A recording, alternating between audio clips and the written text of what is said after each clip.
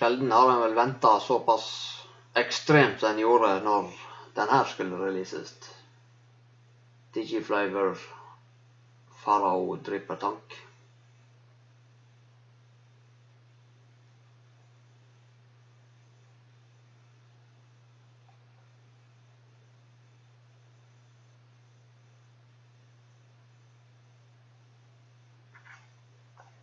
Her er jo en drippertank som er designet av Rip Drippers. Så den hadde høvelig høye forventninger til tanken. Så der ser det ut i eska. For selve dripper er også en ekstra dripptipp med. En vid dripptipp, så her passer ikke 510.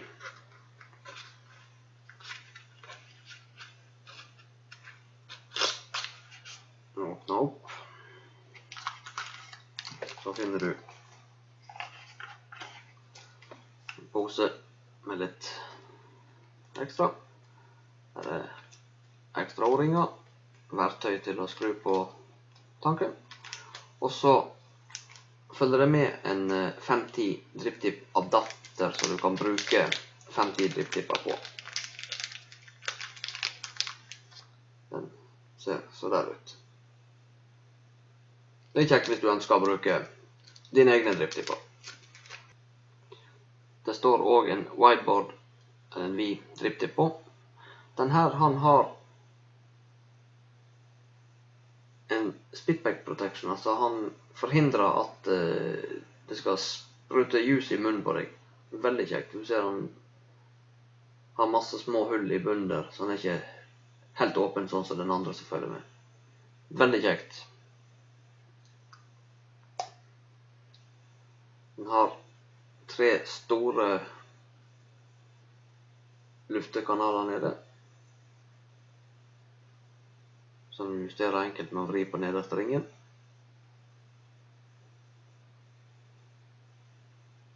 Åpne heldrippen, tar du tak, skru, og så kommer du til byggdekket. Et vanvittig byggdekke. Her får du plass til det du måtte ønske å få plass til. Og det som han sier, Rip Drippers, at den er bygd for verstingcoilene. Det er ikke her noe du setter inn en enkel Kanthal A1 26 gauge. Her bygger du med skikkelig coiler. Fjærbelastet de her postene. Du kan skru de veldig høyt opp, så du får god plass til å sette inn det du måtte ønske ut av coiler.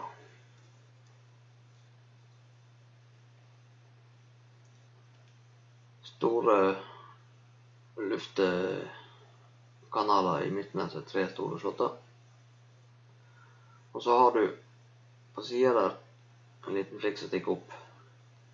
Ta tak i den, så kan du vri. Men det er enkelt at du ser inni. Så åpner du og lukker på hver side her ljuskanalene.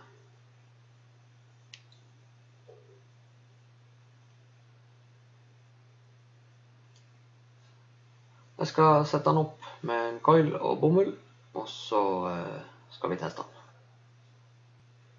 Så der, da har jeg sett den opp.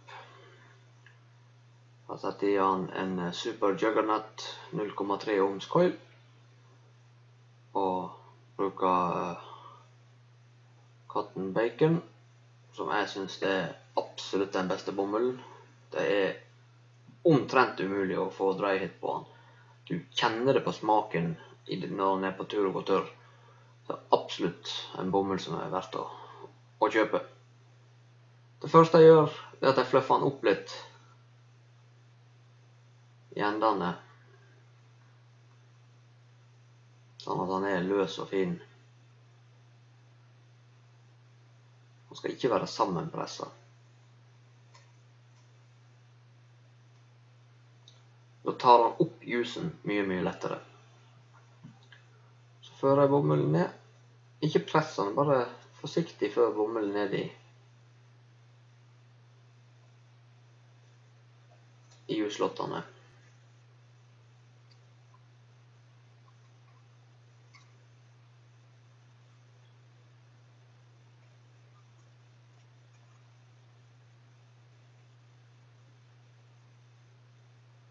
Og så fører jeg den bare til fremover, altså motsatt. Du ser når du drar de her juice-slottene, så skal de fram sånn at de ikke går i konflikt med juice-slottene der. Jeg får til å fokusere her, så blir det bra. La juicelotten stå åpen.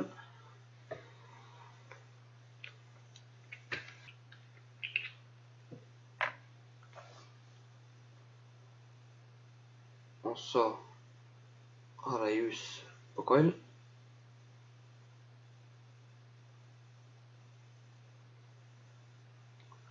Og så jeg et lite triks fra Rip Rippers.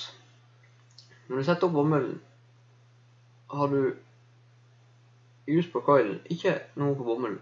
Og så på lav watt, så bare pulserer du litt. Og så på med mer juice.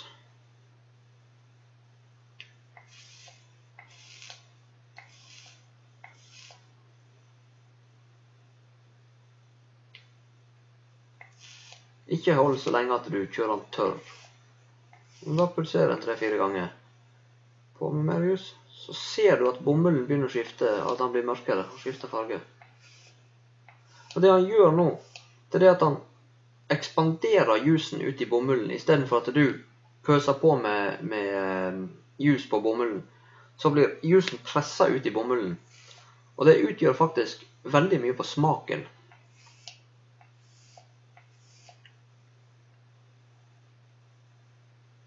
Du får en mye bedre smak.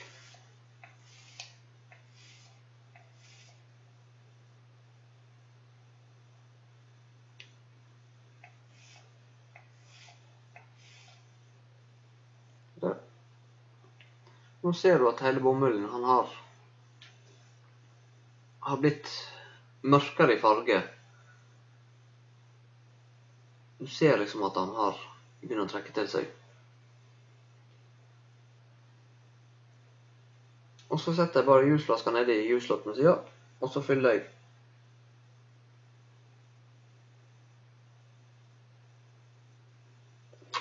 til jeg ser at det kommer juice opp på andre siden. Så kan du også etterpå, så kan du bare ha, når du har fått ekspandert juice ut i bomullen, så har du litt juice oppå. Der.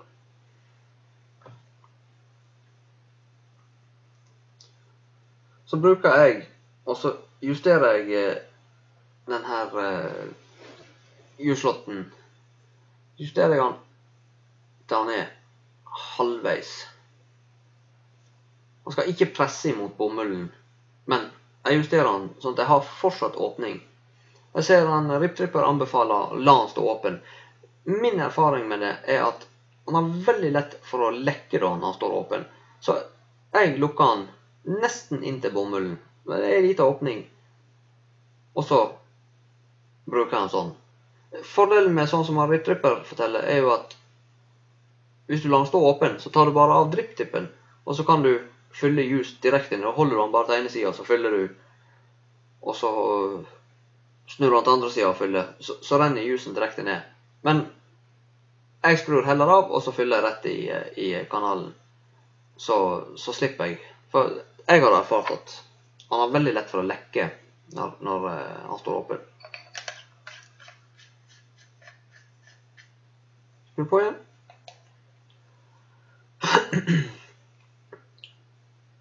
Jeg synes på den juicen som jeg bruker, at 55 watt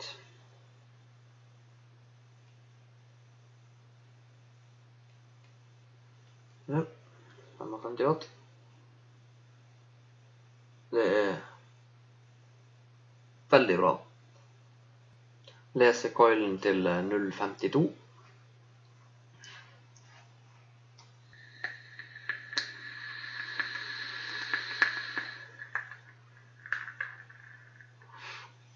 Her snakker vi om at det velter ut med damp.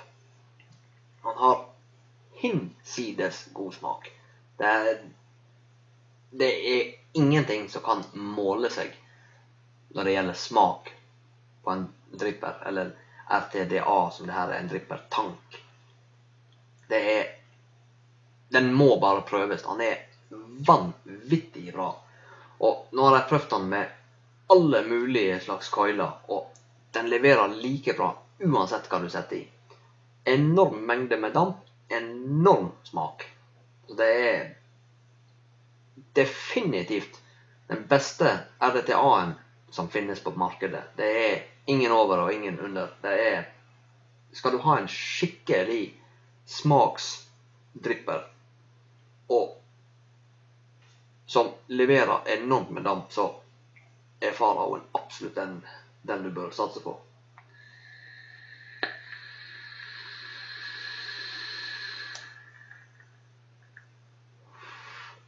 Enormt med luft. Det er omtrent som å puste vanlig. Justerer ned når det er bare 2 åpninger.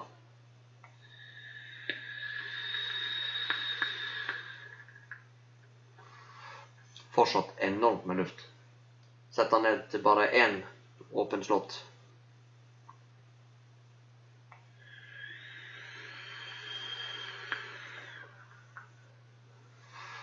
Fortsatt masse luft. Som du kanskje hørte, så får han litt sånn plystring når du justerer ned. Jeg kjører han konstant på full åpning på lufta, for jeg synes det er veldig greit med masse luft. Og han kjøler også bedre når han har full åpning på lufta. Den driptippen som jeg viste gjør til at du får ingen jus og spruter i munnen på deg, så det er bare en fornøyelse å bruke han, enkelt og greit.